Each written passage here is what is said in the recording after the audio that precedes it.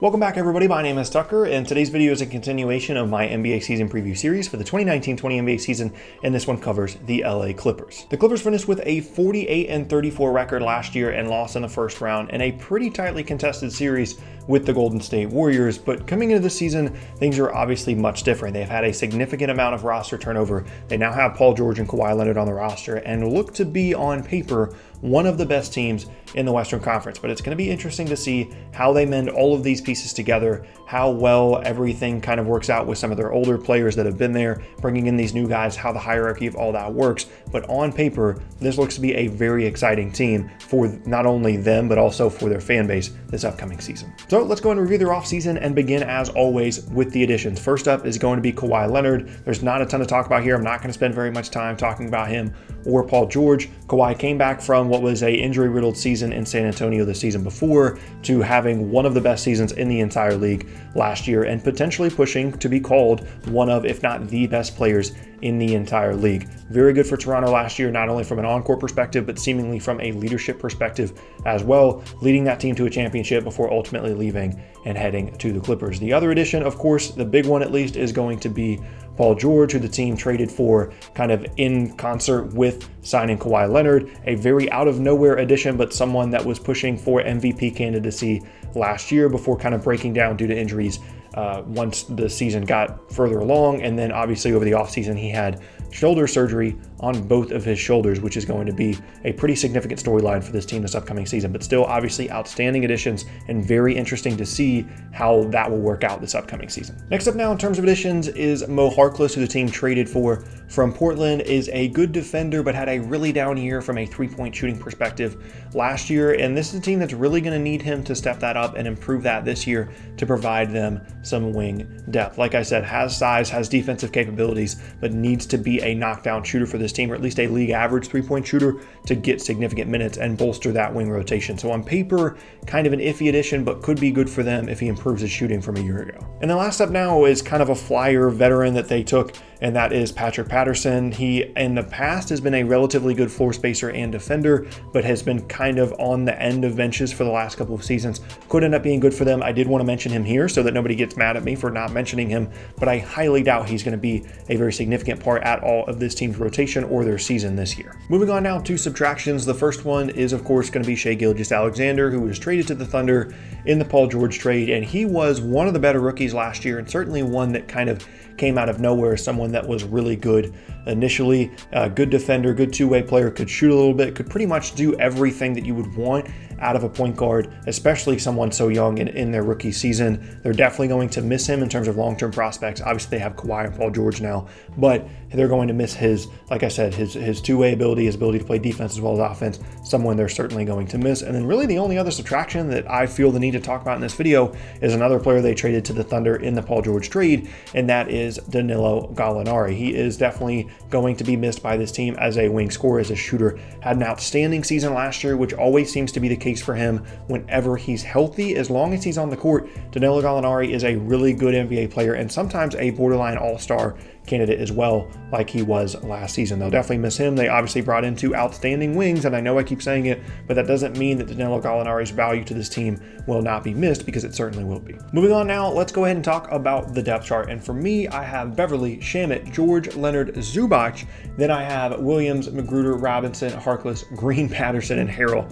All those guys in the second half coming off the bench. And there's a couple of things that I feel like people are going to say initially when they see this. Yes, I have Montrezl Harrell coming off the bench. The reason for that is him and Lou Williams are one of the best pick and roll combinations in the entire league, and they did that coming off the bench last year. So I primarily, if this was me, would want to keep that group together. I would want to keep those two guys on the floor as much as possible, in addition to providing a lot of bench scoring like they did last year, which means both of them would have to come off the bench. It doesn't make a ton of sense to me to have Harrell and Williams on the floor to start games. Williams has obviously been a bench player for most of his career, but it doesn't really make sense for me to start Harrell when you already have so much offensive firepower in that first unit with Leonard and George, and then you can continue that by having Williams and Harrell coming off the bench. Other than that, in terms of their depth chart, there are some question marks in the backcourt a little bit outside of Williams and Beverley. Shamet obviously had a very good season last year as a rookie, good shooter, should continue that, but a little bit in the back of your mind is probably thinking, is he going to be able to continue that and sustain that? And then apart from that, it's Magruder and Robinson. Magruder was good at times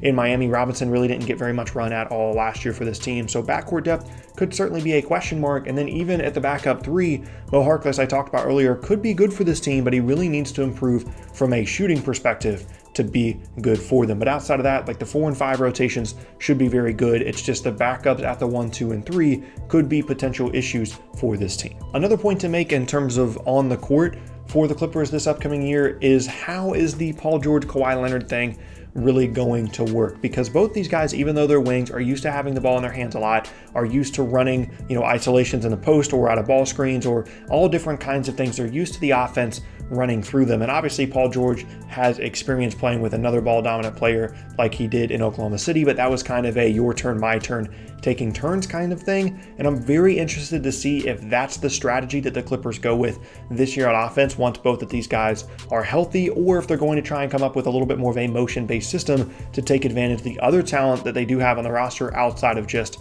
those two guys. And that, in my opinion, is probably going to be one of, if not the biggest determining factors of how well this team plays this upcoming season, is how well they can get Kawhi and Paul George to coexist, in addition to how well they can coexist with the other players on the roster that they had success with last year. And on paper, it certainly seems like it's going to fit well. Like Shamet is a good off-ball player. Patrick Beverley is a really good defender as well as off-ball player. So it seems like you could just go through, Paul George and Kawhi Leonard and just let them take turns dominating the ball on offense. But that isn't always the case. What we see on paper doesn't necessarily always work out on the court. So that's going to be extremely interesting to watch, not only how those two guys kind of coexist, but also with the rest of this roster. Moving on now, let's talk about a player to watch. And for me, it's going to be Jerome Robinson. Like I said, he didn't get a ton of run last year, but he was a lottery pick. A bit of a surprise to a lot of people when he was picked in the lottery last year, but a talented player, someone that can score, that can shoot, needs to work to be better defensively. But I wouldn't be surprised at all to see him be a good rotation piece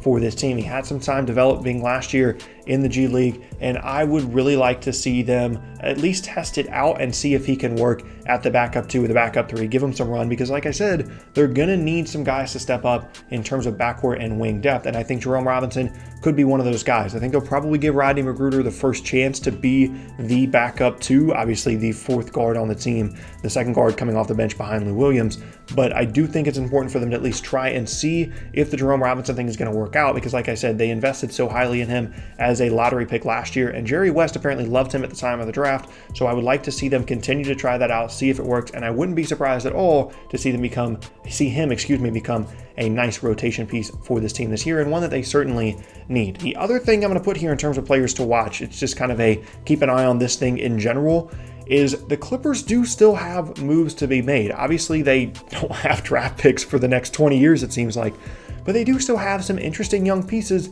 that a team could be interested in if it comes down to it. If another star comes available that they think that they want to consolidate some of their depth into another star, it's definitely possible. Just because they don't have draft picks doesn't mean that a package of like Montrezl Harrell and Robinson and Shamet could potentially work to bring in another star player. Now, that's not necessarily something that I would recommend, but it's something to keep an eye on, that we're kind of assuming that there's no more moves to be made here for the Clippers because they used so much ammunition with all of their draft picks to get Paul George initially, but that's not necessarily the case. They do still have young assets, so keep an eye on that. Moving on now, let's talk about expectations and predictions. For me, expectations, it's definitely a realistic thing to expect this Clippers team to push for a championship this season. I think they are 100% a real legit championship contender. In terms of prediction, I have them at 55 to 58 wins and top 3 in the Western Conference. The only thing that makes me nervous about that prediction, now I don't personally have them as my number 1 overall seed in the Western Conference, but I do have them in the top 3. The thing that makes me nervous about that, though, is the health of Kawhi Leonard and Paul George, and not necessarily are they going to have some season-ending injury, but how often they're probably going to be resting those players throughout the year. They're both probably only going to play between 60 to 65 regular season games. Even if they're 100% healthy throughout the entire season, even if no new injuries pop up, they're going to rest these guys a significant amount, just like Kawhi was rested last year in Toronto. I'd be very surprised if the Clippers went away from that model because it was successful, and it's probably something that Kawhi pushed for Toronto to do. And that, even though they do have other talent on this roster, certainly could bring down their win total, could bring down their seeding, and could come back to bite them in the postseason. So that's the only thing that really makes me nervous about this win total prediction, as well as having them as a top 3 seeded team in the Western Conference, is that injury stuff. It's not an on-paper issue. It's not a talent issue. It's just how much are they going to rest their players in a season in which maybe some other teams might not be, because they see an opportunity to push for such a high seed in what is going to be a wide open season and championship chase, which could push the Clippers down a little bit in the end of season standings. But that is going to be the end of today's video, and I thank you all very much for watching. Once again, my name is Tucker. If you missed any of my previous videos, then be sure to check out the boxes on screen. Thanks again, and I'll see you all next time.